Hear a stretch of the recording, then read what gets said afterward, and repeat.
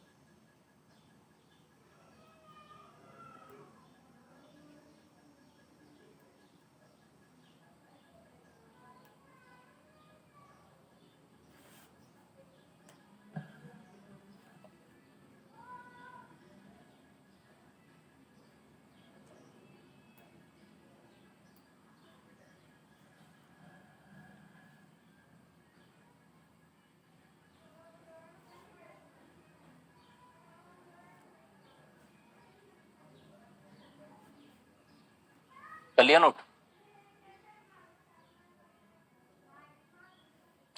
तो समझना नेक्स्ट। तो हम अगर स्टेट गवर्नमेंट को देखें तो स्टेट गवर्नमेंट के भी आपके तीन pillar, legislative, executive and judiciary. ठीक है, स्टेट के अंदर लेजिस्लेटिव को हम कहते हैं स्टेट लेजिस्लेचर, राज्य विधानमंडल। ठीक, अब यहां याद रखना कि राज्य विधानमंडल के तीन होते हैं आपके क्या पार्ट, कौन सा? Upper house, lower house and governor. और राज्य विधानमंडल के हाउस होते हैं कितने? दो, upper house and lower house. तो स्टेट लेजिस्लेचर में अपर हाउस को कहते हैं हम लेजिस्लेटिव काउंसिल, और इसके सदस्यों को कहते हैं हम member of legislative council. State legislature में लोअर हाउस को हम कहते हैं लेजिस्लेटिव असेंबली, विधानसभा, और इसके सदस्यों को कहते हैं हम MLA, member of legislative assembly, यानी विधायक। ठीक है, तो विधायक किसके सदस्य हैं? लेजिस्लेटिव असेंबली के। ठीक, अब ठीक इसी तरीके से अगर हम एग्जीक्यूटिव देखें तो temporary and permanent. Temporary executive कौन होगी? Council of minister. परमानेंट कौन होगी? ब्यूरोक्रेसी। काउंसिल ऑफ मिनिस्टर का साइज यहाँ क्या होगा? 15% of legislative assembly. Council of minister के टॉप पे होगा कौन? सीएम। फिर आपके अलग अलग रैंक के minister, cabinet minister, state minister, state minister independent. ठीक, इसके अलावा डिप्टी मिनिस्टर, और हर मिनिस्टर से अटैच होगा एक सेक्रेटरी। सीएम से अटैच कौन होगा? Chief secretary. सीएम स्टेट में काउंसिल ऑफ मिनिस्टर का हेड होगा और चीफ सेक्रेटरी स्टेट की पूरी ब्यूरोक्रेसी का हेड होगा। ठीक, इसके बाद में नेक्स्ट आगे समझना। अब हम स्टेट लेजिस्लेटिव में जब आए तो स्टेट लेजिस्लेटिव में जो आपके लोअर हाउस है लेजिस्लेटिव असेंबली, तो लेजिस्लेटिव असेंबली का राज्य में होता है जनरल इलेक्शन। और कैसा इलेक्शन होता है? डायरेक्ट, जनता खुद वोट देती है। ठीक है, तो पब्लिक आपके लेजिस्लेटिव असेंबली में एमएलए भेजेगी। ठीक, जिस पार्टी के एमएलए सबसे ज्यादा होंगे वही पार्टी राज्य में बनाएगी काउंसिल ऑफ मिनिस्टर। ठीक, काउंसिल ऑफ मिनिस्टर को एडवाइस देने के लिए होगी यहां कौन? ब्यूरोक्रेसी। ठीक, तो ब्यूरोक्रेसी या सचिव, जिसे हम सेक्रेटरी बोलते हैं, वो किसके कंट्रोल में काम करेगा? मिनिस्टर के कंट्रोल में। किसके प्रति रेस्पॉन्सिबल होगा? मिनिस्टर के प्रति। और पूरी की पूरी काउंसिल ऑफ मिनिस्टर रेस्पॉन्सिबल होगी किसके प्रति? लेजिस्लेटिव असेंबली के प्रति। ठीक है, इसके बाद में लेजिस्लेटिव असेंबली के जो एमएलए हैं ये किसके प्रति रेस्पॉन्सिबल है? पब्लिक, जनता के प्रति। ठीक, ठीक इसी तरीके से आपके अपर हाउस, भारत में जो आपके अपर हाउस है ये सभी राज्यों में नहीं है। ठीक, लोअर हाउस भारत के 28 राज्य और 3 यूनियन टेरिटरी में। ठीक है, लेकिन अपर हाउस भारत में आपके सिर्फ 6 स्टेट में। अपर हाउस का गठन आर्टिकल 169 के तहत इंडिया में होता है। ये आगे बताएंगे कैसे गठन होता है। ठीक, किन 6 राज्यों में upper house? UP, Bihar, Maharashtra, Andhra Pradesh, Karnataka और तेलंगाना। बाद में इसका जो इलेक्शन होता है इसके मेंबर्स का डायरेक्ट और इनडायरेक्ट दोनों ही मेथड इसमें यूज होती हैं अलग अलग सीट्स पे। ठीक है, तो ये हम अपर हाउस जब स्टेट गवर्नमेंट पढ़ेंगे तब डिटेल में देखेंगे कैसे होता है इलेक्शन। तो यहां हमने बेसिक इंट्रो आपके देखा। तो स्टेट के अंदर स्टेट लेजिस्लेचर, अपर हाउस को लेजिस्लेटिव काउंसिल कहते हैं। लेजिस्लेटिव काउंसिल सिर्फ 6 स्टेट में। आर्टिकल 169 के तहत इसका एबोलिशन क्रिएशन होता है और इसमें डायरेक्ट और इनडायरेक्ट इलेक्शन से मेंबर्स आते हैं। लोअर हाउस लेजिस्लेटिव असेंबली, इसका डायरेक्ट इलेक्शन आपके होगा। लोअर हाउस में जिस पार्टी की मेजोरिटी होगी वही बनाएगी council of minister. Council of minister का साइज 15% ऑफ लेजिस्लेटिव असेंबली। ठीक, काउंसिल ऑफ मिनिस्टर के टॉप पे सीएम, यहां ब्यूरोक्रेसी के टॉप पे चीफ सेक्रेटरी। तो यहां भी हम देखें तो पूरे सिस्टम के आपके कोर पॉइंट पे कौन है? जनता। यहां भी पूरे सिस्टम को कंट्रोल करने की क्षमता कौन रखता है? पब्लिक। ठीक, तो डेमोक्रेसी के अंदर हमेशा याद रखना सुप्रीम होती है पब्लिक। जब ऑप्शन में पब्लिक ना हो तब सुप्रीम होता है कॉन्स्टिट्यूशन। जब तक ऑप्शन में पब्लिक है ना तब तक सुप्रीम हमेशा पब्लिक होगी। ठीक, और अगर पब्लिक ऑप्शन में नहीं है तो फिर क्या आंसर लगाओगे? कॉन्स्टिट्यूशन। ठीक है, अब आते हैं इसके बाद। तो ये 2 टीयर आपने गवर्नमेंट के देखे, सेंटर एंड स्टेट। अब इसके बाद में आता है एक और टीयर, लोकल गवर्नमेंट, स्थानीय सरकार। तो इसमें आपके कौन कौन सी संस्थाएं होती हैं?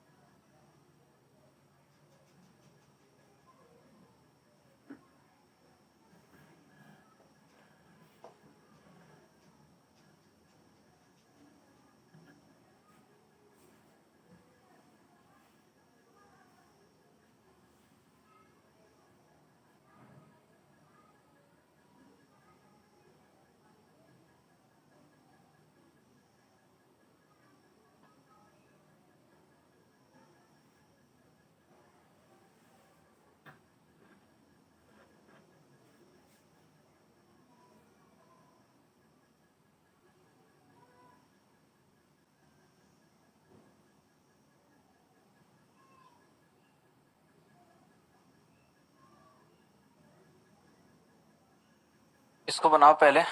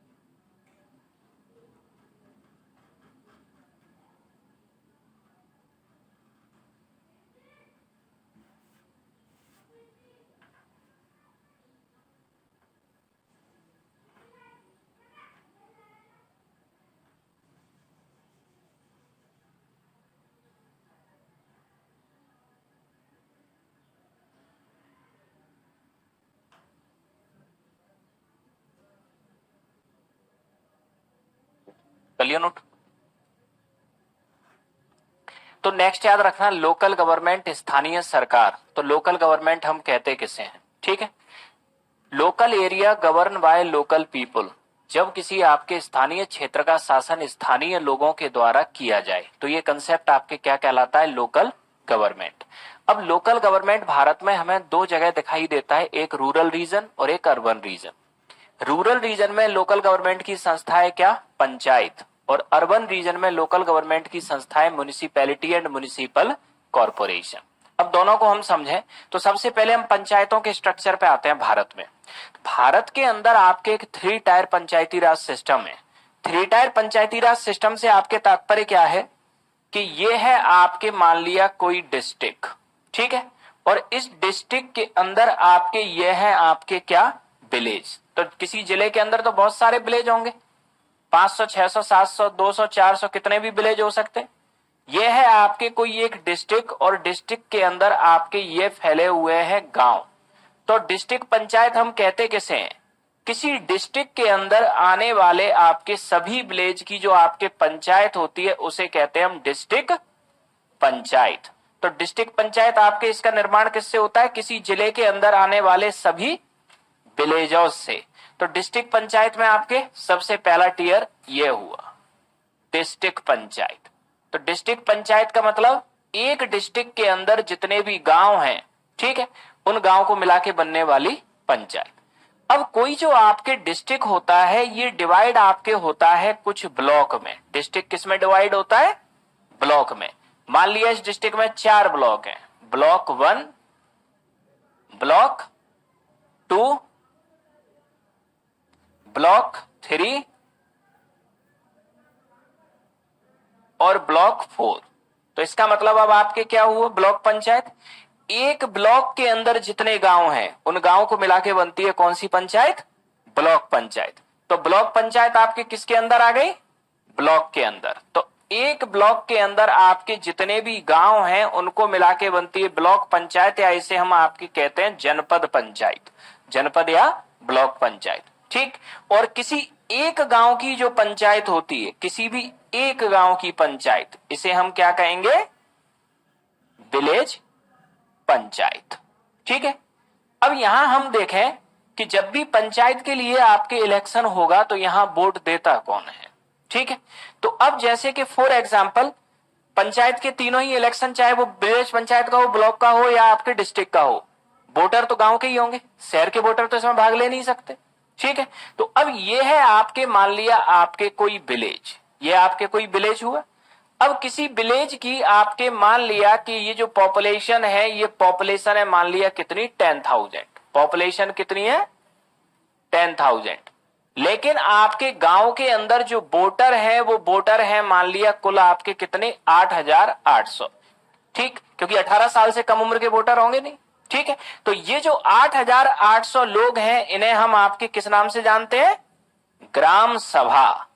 तो विलेज पंचायत या डिस्ट्रिक्ट पंचायत या आपके ब्लॉक पंचायत किसी भी टीयर के इलेक्शन हो, इसमें आपके वोट देगा कौन? ग्राम सभा। यही वोट देंगे ना। ठीक।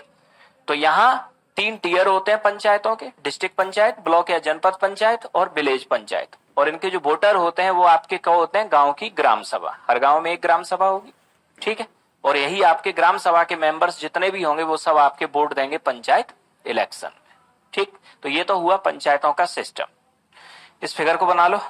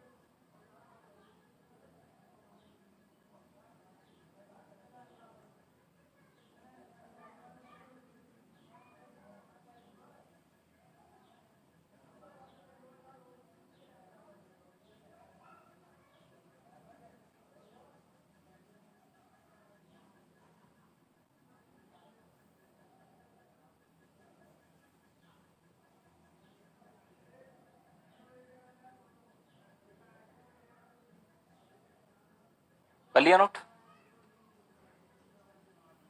अब दूसरा सिस्टम समझना।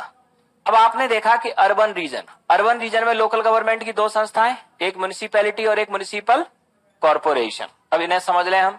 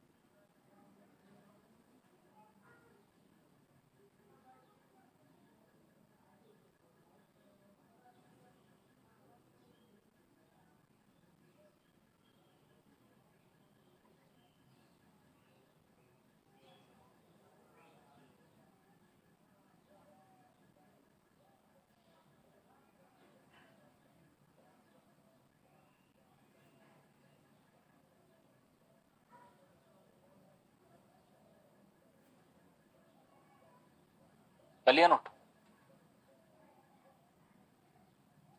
तो नेक्स्ट, तो अर्बन रीजन में अगर हम लोकल गवर्नमेंट की संस्थाएं देखें तो अर्बन रीजन को हम दो पार्ट में डिवाइड करते हैं, एक छोटे शहर और एक बड़े शहर।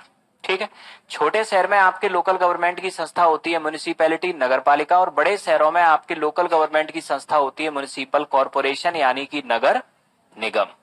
अब यहां याद रखना, चाहे म्युनिसिपैलिटी हो चाहे म्युनिसिपल कॉरपोरेशन हो, छोटा शहर हो चाहे बड़ा शहर हो, हर शहर को हम आपके डिवाइड करते हैं कुछ वार्ड में।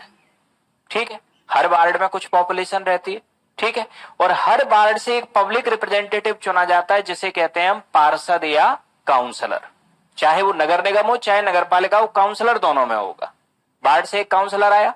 ठीक है, फिर इसके बाद आपके अगर नगर पालिका है तो यहां काउंसलर की अध्यक्षता करेगा कौन? Municipal chairman. इसका डायरेक्ट और इनडायरेक्ट इलेक्शन होता है स्टेट गवर्नमेंट के अकॉर्डिंग। ठीक है, ठीक यही आपके नगर निगम में काउंसलर की अध्यक्षता करेगा कौन? मेयर। इसका भी डायरेक्ट और इनडायरेक्ट इलेक्शन कुछ भी हो सकता है। ठीक, अब यहां आपके म्युनिसिपैलिटी में गवर्नमेंट ऑफिसर होता है आपके, जो इसकी रूटीन एक्टिविटीज को देखता है, उसे कहते हैं हम चीफ म्युनिसिपल ऑफिसर। ठीक, मुख्य नगर पालिका अधिकारी। ठीक इसी तरीके से आपके नगर निगम में भी आपके क्या होता है? एक ब्यूरोक्रेट होता है जिसे कहते हैं हम कमिश्नर, म्युनिसिपल कॉर्पोरेशन कमिश्नर। ठीक है, ये यहाँ की रूटीन एक्टिविटीज देखता है। कमिश्नर एक आईएएस ऑफिसर होता है और आपके चीफ म्युनिसिपल ऑफिसर एक पीसीएस ऑफिसर होता है। ठीक है, ये है आपके किसका? आपके लोकल गवर्नमेंट अर्बन रीजन। तो ये अर्बन रीजन का आपके सिस्टम होता है। तो ये हमने देखा कि सेंट्रल गवर्नमेंट के सिस्टम में क्या है, स्टेट गवर्नमेंट में क्या है और लोकल गवर्नमेंट में क्या है। अब नेक्स्ट हम समझते हैं आपके जुडिशरी, कि भारत में किस तरह से जुडिशरी का पैटर्न ऊपर से नीचे तक आपके डिस्ट्रीब्यूट है। ठीक है,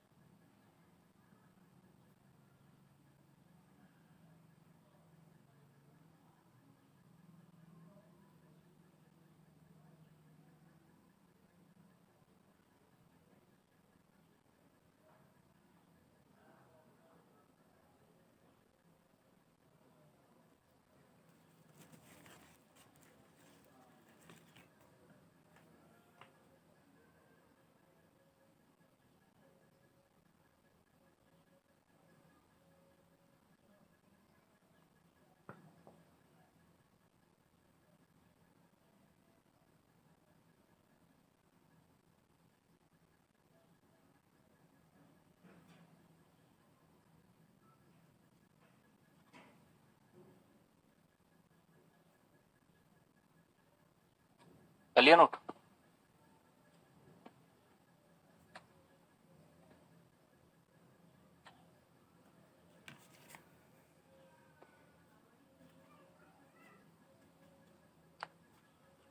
तो इंडिया में अगर हम जुडिशरी की बात करें तो जुडिशरी इंडिया में आपके एक इंटीग्रेटेड पैटर्न पे वर्क करती है।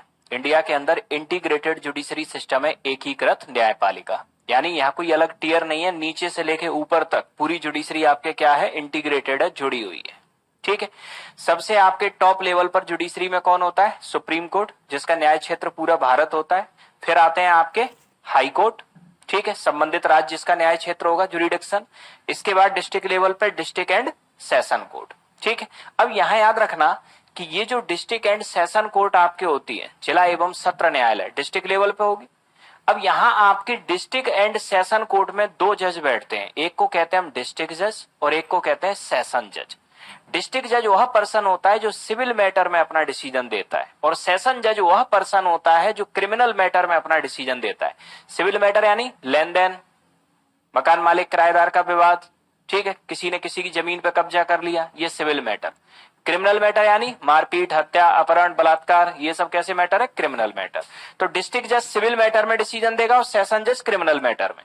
अब होता क्या है कि डिस्ट्रिक्ट एंड सेशन कोर्ट तक तो आपके क्या हुआ, कोर्ट एक ही होती है सिविल और क्रिमिनल मैटर की, लेकिन डिस्ट्रिक्ट एंड सेशन कोर्ट से जैसे ही हम नीचे आते हैं, सिविल मैटर की कोर्ट अलग हो जाएगी और क्रिमिनल मैटर की कोर्ट अलग हो जाएगी। ठीक। डिस्ट्रिक्ट एंड सेशन कोर्ट के नीचे सिविल मैटर की आपके फर्स्ट कोर्ट होती है, कौन सी? सबॉर्डिनेट कोर्ट, अधीनस्थ न्यायालय सिविल, और क्रिमिनल मैटर की सबॉर्डिनेट कोर्ट क्रिमिनल। ठीक है। अब सबॉर्डिनेट कोर्ट से नीचे जो सबसे लोअर टियर आपके होता है सिविल मैटर का, वो होता है मुंसिफ कोर्ट, मुंसिफ न्यायालय, और इसका होता है आपके सेशन कोर्ट। ठीक है। अब यहां याद रखना इन दोनों कोर्ट की इनकी खास बात आपके क्या है। ये जो मुंसिफ कोर्ट है और ये जो सेशन कोर्ट है, सबसे जो लोअर लेवल पे, ये मैक्सिमम उन्हीं मामलों की सुनवाई कर सकती है जिनमें आपकी सजा का प्रावधान कितने साल का है? 3 साल। ये 3 साल तक की सजा देने का अधिकार रखती है। इससे ऊपर सबॉर्डिनेट कोर्ट मैक्सिमम 7 साल तक की सजा देने का अधिकार रखती है। अगर इससे ऊपर सजा वाला कोई मामला है तो वो देगी अब डिस्ट्रिक्ट एंड सेशन कोर्ट। अब डिस्ट्रिक्ट एंड सेशन कोर्ट में भी एक झंझट है। मान लो डिस्ट्रिक्ट एंड सेशन कोर्ट ने दे दिया सेंटेंस टू डेथ, मृत्युदंड, ठीक है, तो डिस्ट्रिक्ट एंड सेशन कोर्ट के देने पे आपके सेंटेंस टू डेथ एग्जीक्यूट नहीं होगा, ये मामला जाएगा अब हाई कोर्ट, क्योंकि sentence to death right to life का मुद्दा आ गया। अब यहां हाई कोर्ट एक्शन लेगा कि इस सेंटेंस टू डेथ को कंटिन्यू रखना है या नहीं रखना है। तो लाइफ जब हाई कोर्ट आपके सर्टिफाई कर देगा सेंटेंस टू डेथ को, तभी आपके वो सेंटेंस टू डेथ एग्जीक्यूट होगा। अगर हाई कोर्ट ने आपके मान लिया माफ कर दिया तो फिर वो समाप्त हो जाएगा। ठीक। तो ये होता है किसका पैटर्न? आपके जुडिशरी। तो ये हमने आपके देखा बेसिक ऑफ कॉन्स्टिट्यूशन। तो पॉलिटी के जितने बेसिक्स होते हैं, स्टेट क्या होता है, गवर्नमेंट क्या होता है, डेमोक्रेसी, डेमोक्रेसी के सारे सिस्टम किस तरीके से डेमोक्रेसी में वर्क होता है, स्टेट, सेंटर और लोकल गवर्नमेंट और जुडिशरी। ठीक है। अब हम आते हैं आगे। अब हम प्योर कॉन्स्टिट्यूशन में एंटर करते हैं।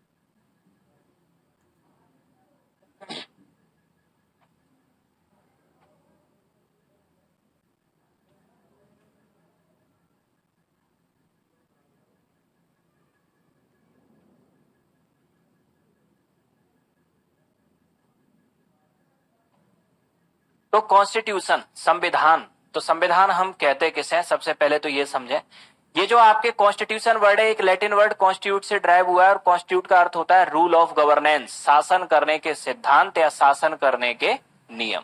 ठीक है, अब यहां समझना कि कॉन्स्टिट्यूशन बेसिकली है क्या, बेसिक फंडामेंटल और principal law of any country according to which we govern any country, किसी देश का आधारभूत कानून जिसके अनुसार उस देश की शासन व्यवस्था को चलाया जाता है, ये होता है आपके क्या, कॉन्स्टिट्यूशन। अब नेक्स्ट कॉन्स्टिट्यूशन में आगे समझना कि किसी देश में कॉन्स्टिट्यूशन की जरूरत आपके पड़ती क्यों है, तो क्यों पड़ती है जरूरत कॉन्स्टिट्यूशन की। अगर किसी देश पे शासन करना है तो शासन करने के आपके कुछ तो बेसिक फंडामेंटल्स प्रिंसिपल होने चाहिए, इसके लिए जरूरत पड़ती है कॉन्स्टिट्यूशन की। ठीक, दूसरा, शासन कौन करेगा, सरकार, किसके ऊपर करेगा, नागरिकों के ऊपर, तो कम से कम नागरिक और सरकार को एक दूसरे पे ये ट्रस्ट होना चाहिए कि ये जो शासन होगा वो सही होगा, उसके लिए भी कुछ प्रिंसिपल्स चाहिए, तभी तो ट्रस्ट बनेगा वो कि सरकार किस तरह से शासन करेगी। तीसरा, आपके सिटीजन्स का एक्सप्लॉयटेशन ना हो, ये सिटीजन्स को विश्वास होना चाहिए। ठीक, और सिटीजन्स का डेवलपमेंट एंड वेलफेयर हो। ठीक है, तो ये भी सिटीजन्स को पता होना चाहिए, विश्वास होना चाहिए। दूसरा, कॉन्स्टिट्यूशन की जरूरत पड़ेगी कि सिटीजन्स की राइट एंड ड्यूटीज क्या है और गवर्नमेंट की राइट एंड ड्यूटीज क्या है, तो ये सब डिफाइन करने के लिए हमें जरूरत पड़ेगी किसकी, कॉन्स्टिट्यूशन की। क्योंकि देश में अगर बेहतर शासन करना है तो सिटीजन और गवर्नमेंट दोनों को एक दूसरे पे बनाना होगा ट्रस्ट, ये तभी होगा जब हमारे पास कुछ बेसिक प्रिंसिपल्स होंगे। ठीक, जिससे प्रिंसिपल्स होंगे तो क्या पता होगा, लोगों को पता है कि सरकार कॉन्स्टिट्यूशन से अलग कुछ नहीं कर सकती, और सरकार को भी पता है उसे जो करना है कॉन्स्टिट्यूशन की लिमिट में रह के करना, ये ट्रस्ट तभी डेवलप होगा। ठीक है, इसीलिए हमें जरूरत पड़ती है किसकी, कॉन्स्टिट्यूशन की।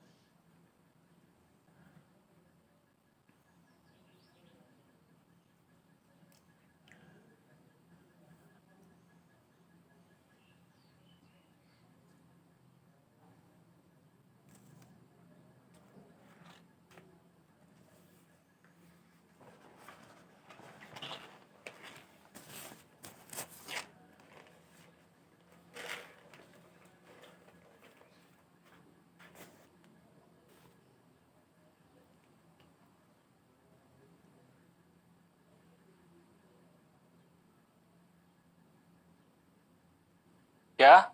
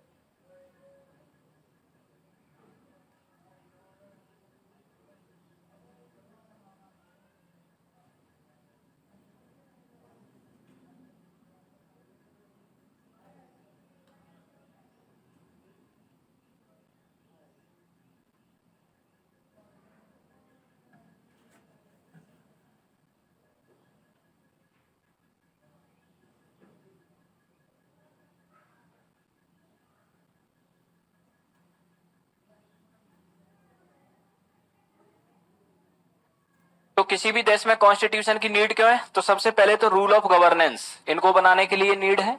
दूसरी नीड क्यों है? सिटीजन और गवर्नमेंट का आपस में ट्रस्ट बढ़ाने के लिए नीड है। तीसरी नीड सिटीजन और गवर्नमेंट की ड्यूटीज और राइट्स को डिसाइड करने के लिए नीड्स है। इसके अलावा सिटीजन्स के एक्सप्लॉयटेशन को रोकने के लिए कॉन्स्टिट्यूशन की जरूरत है, और सिटीजन के डेवलपमेंट एंड वेलफेयर के लिए कॉन्स्टिट्यूशन की जरूरत पड़ती है। तो इन कारणों से हमें चाहिए होता है किसी भी देश में क्या? कॉन्स्टिट्यूशन या संविधान। अब हम आते हैं इससे आगे, किसी भी देश में कॉन्स्टिट्यूशन कितने टाइप का हो सकता है? Type of constitution. ठीक, तो कितने टाइप का हो सकता है कॉन्स्टिट्यूशन?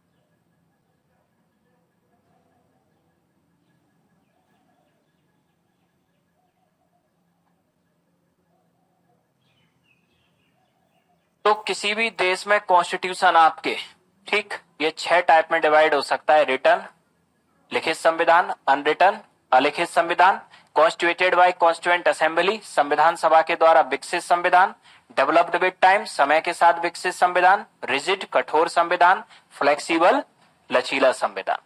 ठीक है, संविधान के इन सारे टाइप्स को देखेंगे हम नेक्स्ट क्लास में। ठीक।